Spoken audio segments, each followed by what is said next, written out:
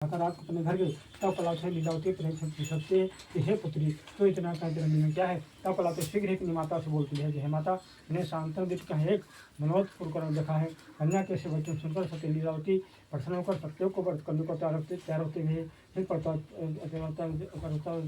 लीलावती ने बंधुओं में सत्यों का व्रत किया और धर्म मांगा कि हमारे पत्र द्वार शीघ्र ही अपने घर आ जाए, मेरे पत्र द्वार के पास से क्षमा कर दो। इस व्रत करने से सत्यों फिर प्रसन्न होते हैं। फिर राजा चिंतित को सप लिया, यह कारागार में बंधुओं को प्रातःकाल छोड़ दो और उनका जितना दे हुआ समय दे दो। यदि सुना करोगे तो तुम्हारा धन पुत्र सब नष्ट कर दूंगा। ऐसा कहकर सभा में बैठ कर सोचे अपना सब चिंता और आज्ञा दी। फिर जेल में दोनों को प्रातः को छोड़ दो। तब राजा के सुनकर दोनों को जैसे निकाल कर नौकर बुलाकर कहने लगे कि लीजिए दोनों के बने आलोचना है।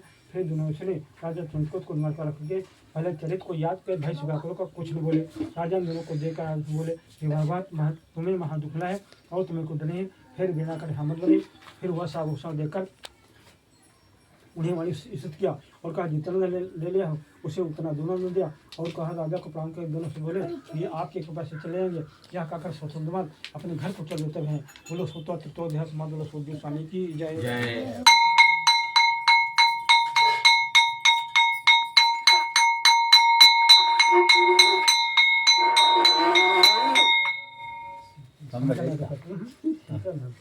अच्छा संप्रदाय होगा पंडित मार डाल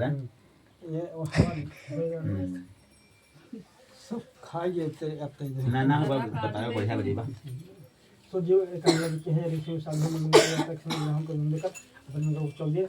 जब वो दूर पहुंचे तब श्री सत्यानंद स्वामी ने यहाँ जन्म था तो क्या है तमोतल वश हंस कर बोलते हैं कि हे डंडी तो क्यों पूछते हो, क्या रुपया पैसा लेना चाहते हो, हमारे नाम में बेले पत्ते भरे हैं। राजा कैसे कठोर वचन सुनकर पत्रों का तुम्हारे वचन से तुम रुपया पैसा कुछ नहीं लेना चाहते। यहाँ कागज डंडी पर छोड़ जाकर समुद्र के किनारे छा जाते हैं। सन्यासी भारी सत्यों के चले जाने पर नित्य क्रिया से निवर्त होकर नाव को ऊपर उठी देकर अतः विस्मय का लता पत्ते नामे देकर मुच्छा खाकर कृषि पर का जब आत हो जाता बहुत हुआ। तब दामाद बोला आप शो को करते हो, आपको दंडी स्वामी श्रेय दिया है, इसे उन्हीं के संग में चले आइए तभी आपके मत हो गए। दामाद के सेवा सुनकर वह दंडी भगवान के पास जाता है, उन्हें भक्त से प्रणाम करने लगता है कि आप समझ में जो अपराध किया है उसे क्षमा कर दो, क्षमा कर दो।